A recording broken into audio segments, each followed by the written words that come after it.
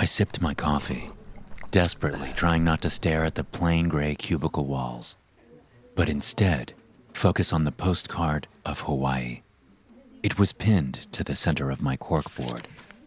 I only needed another $962, and I could go on my dream vacation. The card depicted a white sandy beach stretching out to touch the bluest of waters. A palm tree hung lazily over the shoreline where a hammock swung a couple feet above the surface. I could see myself in that hammock, sipping a Mai Tai as my foot trailed in the water. Not a care in the world. Almost there, I whispered under my breath. I had been saving for over a year now. To do the vacation right, I needed about $8,000. So close now I could taste the rum and pineapple. It would be the ultimate fruit of my labor at a dead-end job, making all the hours spent decaying in a cubicle worth it. Greg? I jolted from my daydream, spilling a bit of coffee on my tie. Oh, hello, sir. What can I do for you? I stammered out, wiping my tie with a tissue. Yeah, I need those reports before noon. The board meeting is at 1, and I'd like to go over them before everything is presented, my boss said, his eyes threatening. Oh, sure. I can get those to you.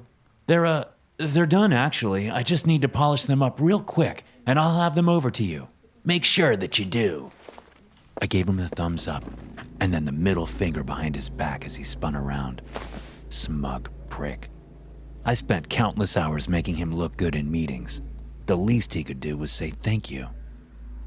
I turned to my computer and began furiously typing away, summarizing the quarterly profits and future projections, inserting pie charts displaying capital gains versus man hours. You know, the works. Truth be told, the reports weren't done, not even close. But I made my mark and finished them in time. I dropped them off to Chris, and again, there was no gratitude, only a grunt. I just want to choke him, just until his face turns blue, just for a little while. I muttered to myself as I grabbed a coned cup of water from the cooler. When I got back to my desk, I noticed a little icon in the taskbar jumping. It wasn't a program I'd used before. I double-clicked the dancing icon, and a chat window came up. It looked suspiciously like a command prompt, but it wasn't. Would you really like to? It read. Huh, weird. I probably shouldn't respond. It could be someone trying to steal my information, but I did anyway. It had piqued my curiosity, and sadly, it was probably the only excitement I'd get all week. Would I really like to what? I replied. Choke your boss, you know, just until his face turned blue, just for a little while. My heart sunk into the pit of my stomach. Was this from Chris? Had he heard me in the hallway? Oh man, I'm in deep trouble. What? I would never. Time to save face. Denial was always the answer in these situations. But you said you would like to, didn't you, Greg? Who is this? I demanded. There was a blip at the bottom of the window. They were typing for a long time, which made me inherently anxious. Listen closely, Greg, and do as I tell you. We're going to play a game. The game will last less than 24 hours. If you do exactly what I tell you, then you'll win the game and be just fine. Now, I want you to stand up from where you are and go into your boss's office and shut the door. And then, I want you to choke him, just until his face turns blue. Just for a little while. I laughed in disbelief. What in God's name was going on? No, you listen. I don't know who this is, but I don't appreciate the prank that you are pulling. I will not be doing that, and I will be turning this over to the IT department so they can track you down. The threat was empty, but hopefully enough to get them to leave me alone. I doubt Kevin in IT could track down a stapler, let alone whoever was messaging me. Suddenly, a picture of my mother popped up in the chat window.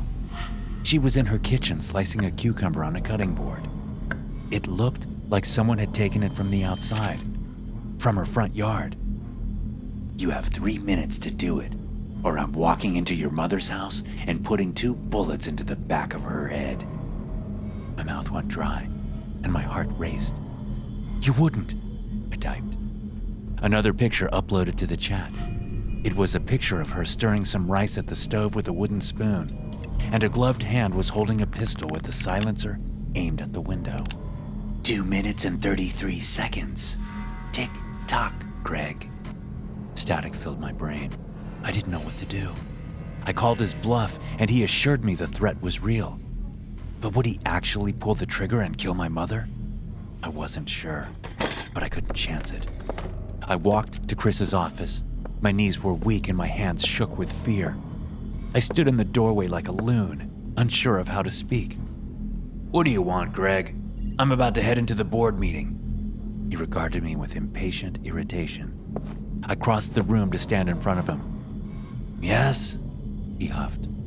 "Tick-tock, Greg." I leapt across the desk, tackling my supervisor to the floor. His eyes grew wide with shock as I wrapped my hands around his throat and squeezed. "I'm so sorry," I cried, tears rolling down my cheeks as Chris struggled and thrashed beneath me. I didn't know when to stop. When was enough? How long was for a little while? His tongue bulged from his mouth. Blood vessels erupted in the whites of his eyes. And then finally, his face began to change to a purplish blue. I released my grip and jumped up from the floor. He began gasping for air like a fish out of water, while I ran to the wastebasket on the other side of his desk and emptied out my stomach, retching into the bin. "Security! Help! Security!" he cried out in a hoarse voice from the ground. I sprinted from the office, down the hall, and into the elevator. As the doors closed, I could see my coworkers gather around the entrance of his office in concern. I paced back and forth as I descended, pulling my hands through my hair, desperately trying to get a grip on the situation. I had never been so panicked in my life. I'd never even put my hands on another human being in a violent way before. The elevator opened, and I spilled out into the lobby, almost falling as I clambered out the front door. I ran as hard as I could until I reached my car at the side lot. I slid into the driver's seat and peeled out into the street. What the hell am I going to do? I don't have a job anymore, that's for sure. And surely building security was calling the police at this very moment. "So much for Hawaii," I mumbled, trying my best not to cry. It was a selfish and petty thought, not really important in the grand scheme of things at the moment, but my heart still ached at the depth of that dream. A text alert flashed across my smartwatch. I checked my wrist. It was an unknown number, but in my gut, I knew exactly who it would be. I pulled off to park at a grocery store that sat right beside the interstate. "Don't worry, Greg. You can still go to Hawaii. Check your bank account." How did he hear me? A shiver crept down my spine at the thought that the man tormenting me was omnipotent. I did as instructed and opened my bank account app. There was a new wire transfer for exactly $962. I couldn't believe it. It was the remainder I needed for my trip. I tried to steady my hands and punched a reply in the keypad of my phone. "How did you know I needed that specific amount? What the hell is going on? What do you want from me?" "Relax, Greg. You were handpicked for this game. We've been watching you. I wasn't going to have you work for free today, though. Don't worry. There's plenty more money to be earned. I have another task for you." "Fuck no. I'm calling the cops." Now, let's not get too hasty. This is a working relationship that requires trust." A new picture of my mother popped up on the screen. This time she was watching TV. There was a gas can and a blowtorch sitting ominously on the porch by the living room window. "Don't hurt her." "Drive to the coordinates I've dropped on your Google Maps." A notification appeared asking if I wanted to drive to this location now. I punched yes on the touchscreen. "Okay, then what?" There was no response. After a pause, I shifted the car in drive and followed the GPS. Over the next 14 minutes, I thought about my mother. I thought about my boss and the look on his face as I strangled him. Then I thought about who could be doing this to me. Was it just some sick game? Some rich guy getting off on my demise? Or was it someone I knew? Someone that wanted to punish me? You have arrived at your destination. I pulled into the lot of a dusty old gas station on the poor side of town. The exterior brick was crumbling in places, and the shingled roof looked like it could blow away in the next good storm. There were bars over the windows and weeds growing up through the asphalt. My phone rang, causing me to nearly jump out of my skin. It was from an unknown number. Hello? Hello, Greg. A gruff voice answered. Who are you? What do you want from me? I blurted. Now. All in good time, Greg. Are you ready for the next task? Is my mom okay? She's healthy and safe for now. And if you want her to stay that way, you'll do exactly as I say.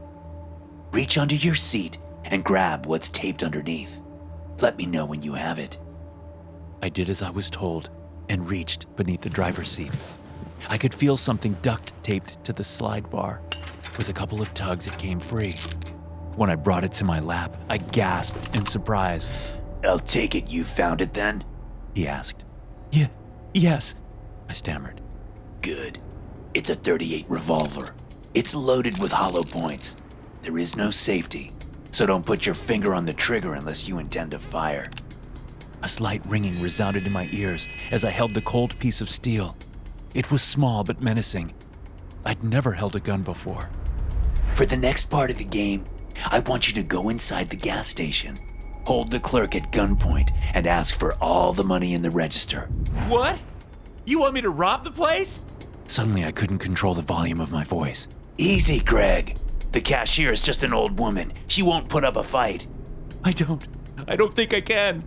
You will, or the next picture I send you will be a picture of your mother's severed head. He hissed.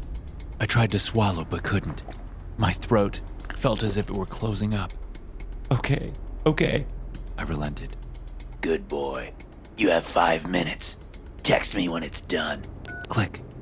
I placed the phone in my pocket and got out of the car, crossing my arms and doing my best to hide the gun under my armpit. My steps had never felt so heavy as I crossed the lot and into the store. The bell chimed as I entered, and the elderly clerk shot me a warm smile and a gentle wave when she heard me pass through the double doors. I smiled back and went over to a rack of magazines, thumbing through them nervously and trying to build up my courage. I don't think I can do this, I thought, glancing at my watch. 2 minutes left. But I had to. I had no choice. I walked up to the front counter slowly. Hello, dear. What can I help you with today? Her wrinkled dimples beamed at me as a cross necklace swayed around her neck. I'm sorry, I muttered. Her pleasant expression quickly melted into a look of terror as I brought the revolver out from behind me and pointed her at her chest. Give me all the money from the register, I croaked. She threw her hands up and trembled fiercely. Now! I shouted. 60 seconds left. Okay, please just hold on. Don't shoot, she begged. The old woman fumbled her knobby fingers over buttons until the register popped open. She quickly grabbed all the bills from the tray and slapped them on the countertop. I pointed at a plastic bag with the gun, and she scooped the money into one and handed it to me.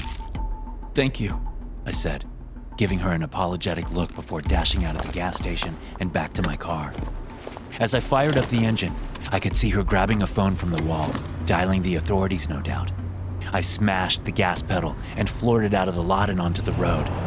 After I got a few miles away, I tossed the .38 into the passenger seat and reached for my phone. It's done, I texted. Good. New coordinates are dropping now. I accepted the location on the GPS. 27 minutes until reaching the destination. I prayed that the police wouldn't catch me before I got there. The route took me through the outskirts of town and into the country.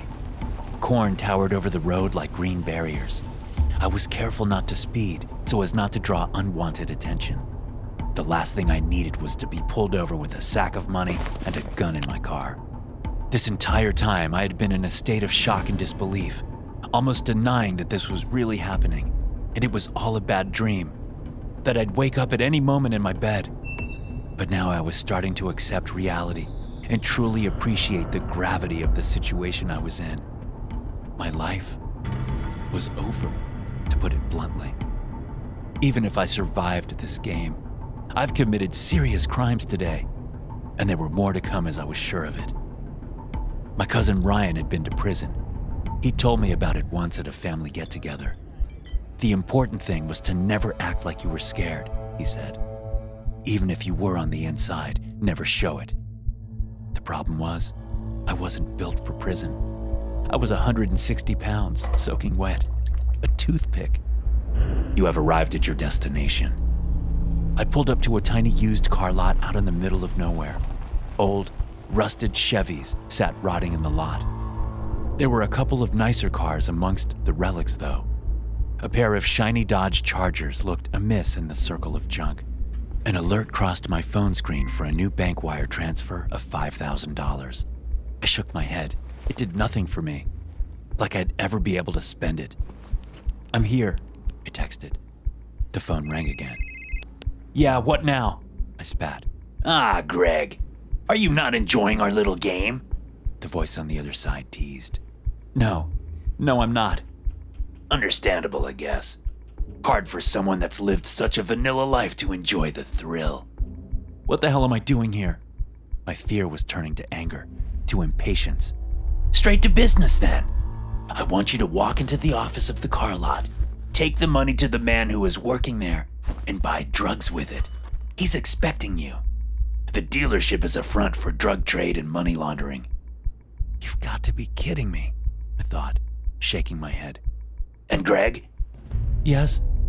Take the gun just in case. Click.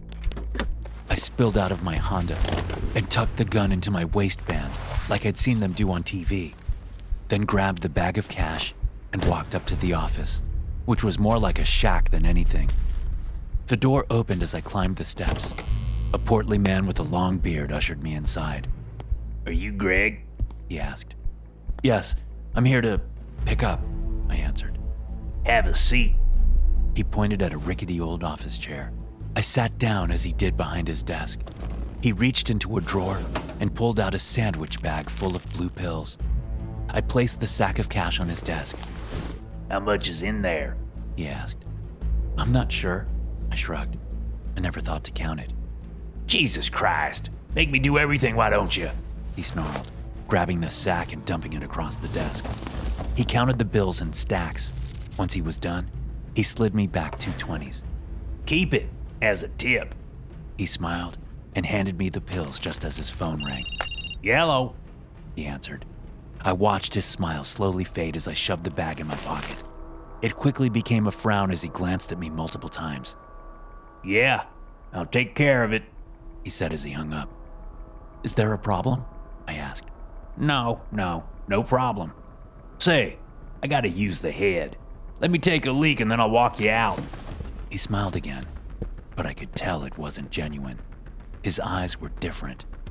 I stood and looked out the only window, watching the tassels of the corn sway in the breeze from across the street. Ding! I checked my phone. He should be in the bathroom now, retrieving a gun from under the sink. I told him you were a cop and undercover. He's going to shoot you, Greg. Don't run, there isn't time.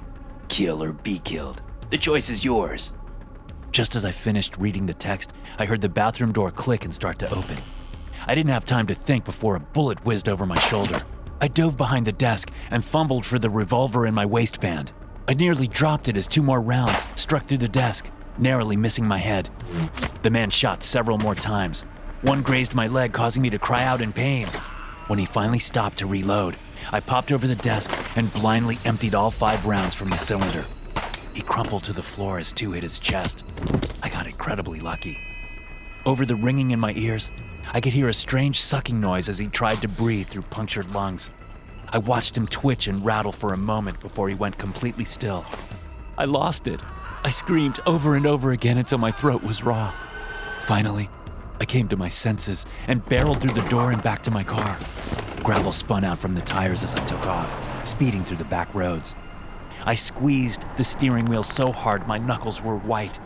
My breathing was ragged as adrenaline pulsed through my body. My cell phone rang. Fuck you! I shouted as I answered it. Oh, Greg, I didn't mean anything by it. I just had to make the game a little more challenging, that's all. What do you want from me? I started to sob then. We're almost done here. I just wired 20 grand over to your bank. Isn't that nice? You lived and got a big payday. He chuckled. I don't give a shit about the money. I cried. Keep it together, Greg. The game is almost over. This is your last task. Click. Google Maps buzzed in my hand. I accepted the new location, 52 minutes away. I drove, but this time I thought about nothing. Nothing at all. My mind was filled with white noise, and my eyelids were so heavy. My body pleaded for rest after all the adrenaline had exhausted my system. It took all I had not to crash along the way. You have arrived at your destination. I parked next to the front entrance of a church. The sign on the wall read, Everbright, a church of the Brethren. I could tell right away I wasn't going to like this last task. I sent a text to the psychopath letting him know I was here. After a moment, I received a reply that said, Good. Now take 2 of those pills and come inside. I pulled out the bag of bright blue pills and stared at them. What would these do to me? It didn't matter, I decided. My life was already over. I grabbed the warm can of sparkling water from my cup holder and swallowed 2 pills as instructed before heading inside. Once I was through the entrance, I stood in a grand foyer. The ceiling was at least 15 feet high, and all the walls were painted black. Candles were lit in canisters along the wall, flickering against the sheen on the charcoal paint. Brother Greg! A tall man in black robes emerged from one of the rooms. Do I know you? I asked, suddenly feeling woozy. I'm Brother Nathaniel. I've just been dying to meet you all day. He extended his long and slender hand. I shook it. His palms were so soft, but his grip was incredibly strong, and his voice seemed familiar. I'm sorry, but who are you? My words were slurred, almost as if I were drunk. We've been talking on the phone all day. I really enjoyed our little game. He grinned, revealing a mouthful of horribly crooked teeth. I stumbled backward, startled from the revelation. Confusion melted away quickly, though, as rage roiled in my gut. I leapt forward and swung at the man, but was so off balance from the drugs that I almost fell to the ground. Nathaniel caught me and twisted me into an embrace. I struggled against him, but he held me firmly. He was so strong. Now, Greg. It's almost over. He whispered and kissed the top of my head. The world spun in a blur as he led me into the worship room of the church. It was a grand room with high arching ceilings. Decorative beams trailed every corner. There were rows of pews filled with people in black robes. I stumbled down the aisle, only upright due to Nathaniel's guidance. Dozens of blank stares watched me as I grew closer to the front. I came to a large altar of solid oak that was so polished I could almost see my reflection in it. Red candles circled it, and rose petals littered the floor in a pentagram pattern. Priestess, the supplicant is ready. Nathaniel spoke, catching me as I fell again. Good. Have him presented at the altar. The time grows near. A woman in white robes spoke out from beneath her hood. The voice was so familiar. Is that? No, it couldn't be. She pulled back her hood to let it rest against her shoulders. It was her. Mom? I was bewildered and downright shook. How? Why? I had so many questions, but the drugs made my tongue feel impossibly fat in my mouth. I couldn't get the words out. My sweet boy, I'm so proud of you. She smiled and caressed my cheek with the palm of her hand. I don't understand. I slurred. You have been promised to the one we serve, committed since birth. This is a great honor, my son. You will bring him into the world. Glory be to his name. Amen. The congregation echoed. What? I could hardly think. My heart was beating out of my chest as they laid me down onto the slab of wood. The time has come. The Dark One is at the gate. I can feel his presence. She shouted eagerly to the congregation. I could hear them chatter and clap. The sound bounced around in my skull. Suddenly, an intense pain streaked across my abdomen. I wailed and clutched my belly. My mother, the priestess, waved her hand across me and laughed with joy. "He knocks!" she cried. My mother then leaned down and stroked my hair.